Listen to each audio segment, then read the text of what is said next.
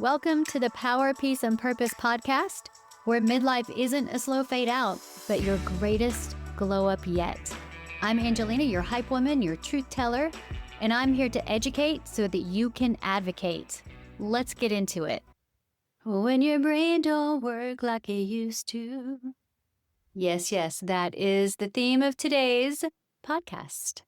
Welcome back. Now, if you listened to the previous episode, you probably are a little bit familiar with my history with perimenopause and all of the craziness that came with getting to the point where I figured out that I was in perimenopause. So if you did not listen to that, let me just catch you up really quickly. I spent the last 3 to 4 years struggling through what I didn't realize was perimenopause. So a lot of anger, a lot of fatigue, a lot of exhaustion, a lot of emotional distress, a lot of trials and tribulations that I could not figure out the source of.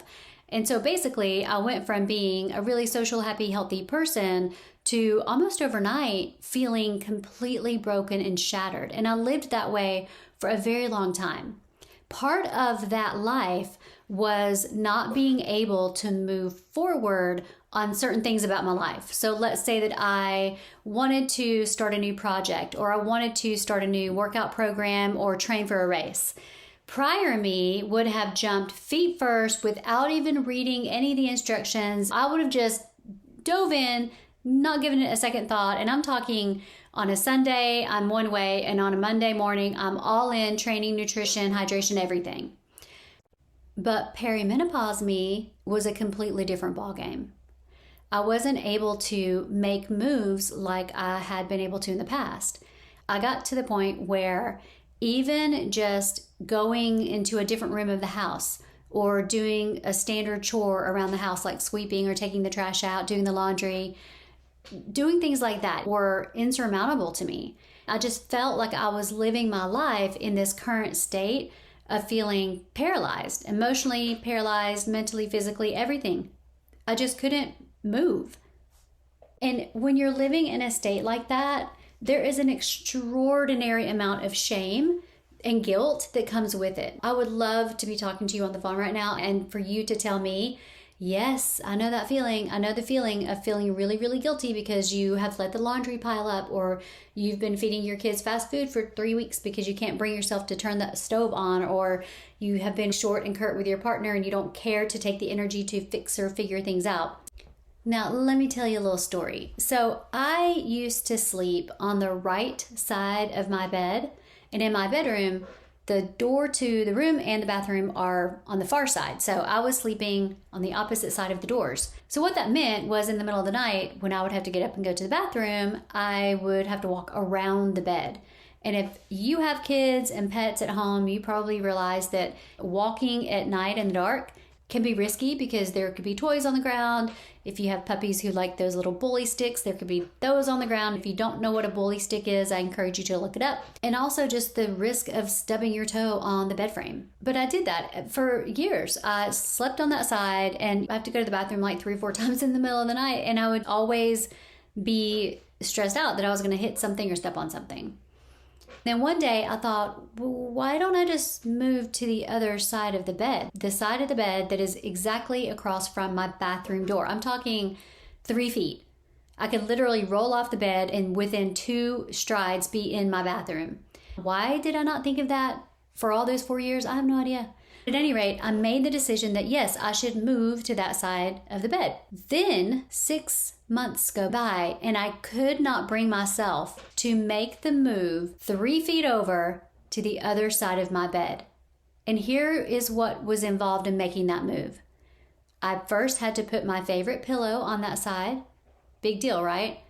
The second thing was I needed to pull the charger, the cable out of the wall. I've got one of those all-in-ones, the phone, watch, and AirPods, and just simply unplug it and then plug it in on the other side of the bed. Then bring my tissue box over and, like reading glasses and a couple of books. That's all I needed to do. It took me 6 months to do that. Now, think about your life. Is there anything where it's a very simple task and you are having the hardest time completing it? Is it something that would take you 5 minutes or less? It's been months since you decided to actually do it and you still haven't done it. I feel like there are probably so many of us out there experiencing this stuff. And let's not forget the shame and guilt that comes along with not doing it is as worse as not doing it. I was trying to figure out what is going on with me. Why have I changed so much? Why can't I start a new program overnight like I used to be able to? Why is it taking me 6 months to move a damn phone charger from one side of the bed to the other? Or more, why can't I just move to the other side of the bed? All I'd have to do is roll over. I found out through a bit of research that this feeling of being paralyzed is due to executive function. Now, if you don't know what executive function is, you can kind of think of it as your brain's project manager. It keeps your life on track, planning, organizing, following through, completing a task. It happens because of your executive function. When your executive function is not functioning, it is then called executive dysfunction.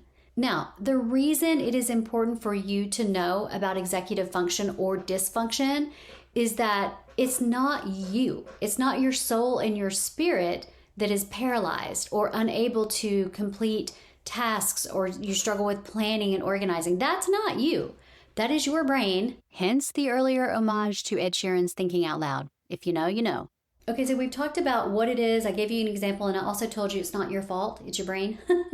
I want to explain now why this matters so much in midlife, particularly women who are entering or in perimenopause.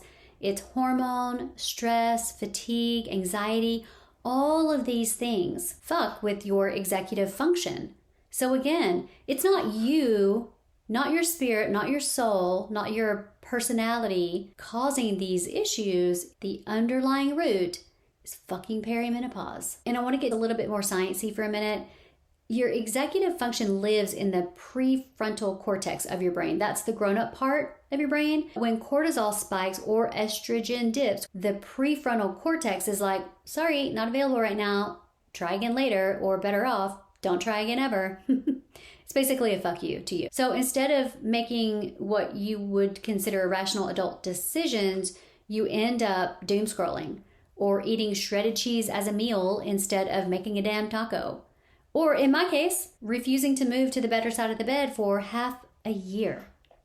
Why is it important to talk about this? Because the myths surrounding our performance in midlife, being called lazy, you're not motivated anymore, you're just not disciplined anymore, it's not you. Now let's talk about all the bad shit we do to ourselves because of executive dysfunction. Have you called yourself lazy? You're unmotivated. You're worthless. If you've ever thought something like, why can I run a whole department at work, but I can't manage to unload the dishwasher? That is executive dysfunction. Now, when I discovered executive dysfunction, and sure, I probably should have, or maybe even did learn about this in school, but y'all, I'm 49. It's been a long time since I've been in school, and this is not something that is regularly talked about in healthcare. So yeah, maybe I learned about it, but I forgot. But then I learned again. I figured out that executive dysfunction was a big part of the change in my patterns and behaviors. It felt like something totally separate. So I decided to name that thing, that midlife thing that was changing in me. So I call her Midlife Marge. She's my alter ego, my persona. I blame her for everything. Midlife Marge would absolutely not want to switch the laundry out until she's rewashed the same load 10 times. But I would. So that's how I roll now. If I come into a moment where I'm looking at wet laundry that's been in the machine for a day and I know it has to be put into the dryer, I just say to myself, Midlife Marge can go suck it right now. I'm going to go switch this laundry. Or I make my kids do it. Highly recommend, by the way. Once you know about executive function, you can't unknow it. The game changer here that I hope you walk away with is that you stop beating yourself up, stop calling yourself lazy, stop saying that you're unmotivated, and start saying, it's just my executive function and I need a workaround. Okay, now I'm going to give you a couple of tips, and this is what I teach in my coaching practice. A couple of tips that will help you when you find yourself paralyzed by ED. The tip that I love the most and that I use the most personally is I grab my phone and I put one of my favorite songs on, or find my favorite band and put a song on. And whatever it is I needed to do, I try to finish it before the song goes off. Now, if you're dealing with something that's going to take 10 or 15 or 20 minutes, maybe you decide that you've got a specific playlist. Maybe put a playlist together, and it consists of however many songs add up to the time that you know that task is going to be. And play that album while you're getting that task done. If you have something larger to do, like folding 15 loads of laundry, put the whole damn album on. Better yet, find another podcast. Hopefully it'll be mine as well, but find another podcast, do an Audible book. There are tons of ways that you can entertain yourself while completing these tasks that would otherwise feel insurmountable. But hands down for me, it's my favorite band or my favorite songs. Wouldn't it be fun if we all created a playlist called ED and we put all of our favorite songs? Try it and let me know if this helped you. Now, I'll give you another little tip that I use. Sometimes I give Marge, my midlife Marge, I give her a timeout. And sometimes I cuss her out. Sometimes I'm like, all the cuss words to Marge about whatever that task is that I have to accomplish. And listen, Marge, she just takes it. I'm going to tell you, the best feeling is when you actually complete that task, whatever it is. That moment of completion makes it all worth it. And the more you can do this in your life, the sooner your shame and guilt will start to dissipate. The other thing I want to say is talk to your family and your friends about it. Talk to them about it. I actually sat down with my kids, because it's just me and the kids, and I said, listen, my life is different now, and this is kind of the new me, and I'm going through some transitions in my life. One of the things I want to talk to y'all about is getting shit done, because they know the old me, the stay-at-home mom, could easily get things done. I could easily whip up a 3-course meal, no problem. Laundry was always folded and put away. But the new me, honey, so talking to your support system about where you are and letting them know that you need help or you need patience and understanding, they can even pick up the slack. Listen, my youngest is 11.